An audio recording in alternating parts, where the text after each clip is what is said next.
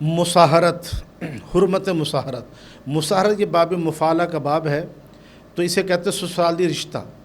تو جب انسان کسی عورت سے نکاح کرتا ہے یا کسی عورت سے زنا کرتا ہے تو اس کی وجہ سے اس کے اصول و فروع ان پر حرام ہو جاتے ہیں۔ جب کوئی شخص کسی عورت سے نکاح کرتا ہے تو اس کے اصول اور فروع، اصول سے مراد اس کی آگے جو ماں ہے، پھر آگے جو اس کی وہ اولاد ہوگی، وہ اس مرد پر حرام ہو جائے گی۔ اس طرح مرد کے اصول اور فروع کہ اس کا باپ ہے، دادا ہے، پھر اس کے بیٹے، وہ اس عورت پر حرام ہو جاتے ہیں۔ اسے کہتے ہیں حرمت مساہرت، آسان الفاظ میں سمجھانے کے لیے۔ تو یہ حرمت مساہرت کے مسائل سیکھنے چاہیے۔ لیکن اگر کسی شخص نے اپنی ساس کو شہوت کے ساتھ چھو لیا، اس کی بیوی اس پر حرام ہو جائے گی۔ اسی طرح اگر کوئی سسر ہے وہ اپنی بہو کو شہوت کے ساتھ چھو لے گا تو وہ بہو اس کی بیٹے پر حرام ہو جائے گی۔ تو یہ حرمت مساہرت کے مسائل کی وجہ سے گو کہ ہمیں حسن ظن رکھنا ہے، بدگمانی نہیں کرنی۔ کوئی بڑا ہمارا سسر صاحب اگر بہو کے سر پر ہاتھ پھیر رہے ہیں، ہم حسن ظن رکھیں گے کہ شفقت کا ہاتھ ہے۔ اسی طرح داماد پر اگر وہ ساس ہاتھ پھیرے سر پر، ہم حسن ظن ہی رکھیں گے کہ یہ شفقت کا ہاتھ ہے۔ لیکن یہ حرمت کے مسائل یہ ہر ایک کو سیکھنے چاہیے شادی کے بعد، چاہے وہ بڑا ہو چاہے وہ چھوٹا ہو، چاہے وہ مرد ہو چاہے عورت ہو، ورنہ خرابی کیا لازم آتی ہے۔ اب یہ ایک دل خراش واقعہ پیش آیا، مجھ سے ایک نمازی نے سوال کیا کہ حضور ہمارے عزیزوں کے اندر ایک باپ نے بیٹی سے زنا کر لیا، اللہ یعوذ باللہ، کتنا بدبخت وہ باپ ہے۔ تو یہ ذہن میں رکھیے کہ کوئی شخص اگر اپنی بیٹی سے زنا کرے گا، اس کی بیوی اس پر ہمیشہ کے لیے حرام ہو جائے گی۔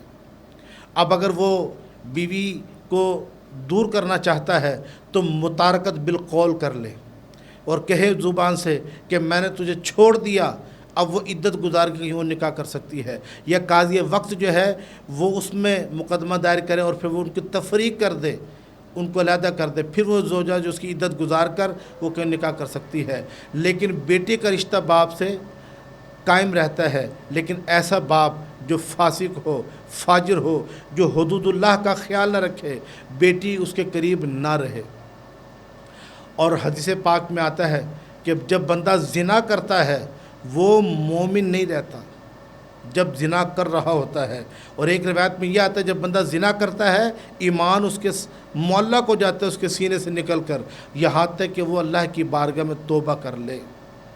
تو یہ زنا بدبخت، اور یہ باپ بھی بڑا بدبخت ہے جس نے بیٹی سے زنا کیا۔